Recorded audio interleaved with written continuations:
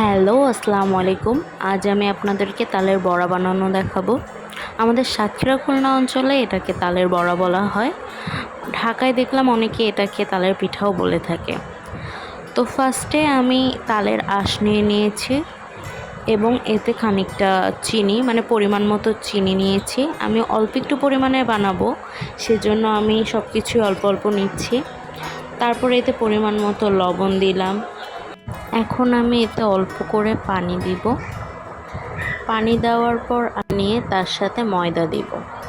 ময়দা দেওয়ার পর এটাকে ভালোভাবে মিক্স করব, যাতে ময়দা দলা দলা না থাকে, একদম মিশে যায়। তারপরে কিছুক্ষণ পর পর এর সাথে আমি ময়দা দিব।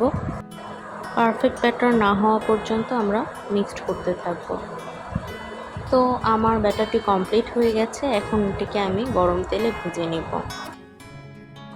বড়াটি ভাজার ফার্স্টের দিকের ভিডিওগুলো আমার ডিলিট হয়ে গেছে, তাই আমি সেগুলো আপনাদের সাথে শেয়ার করতে পারিনি। আমি শেষের ভিডিওগুলো এখানে অ্যাড করেছি।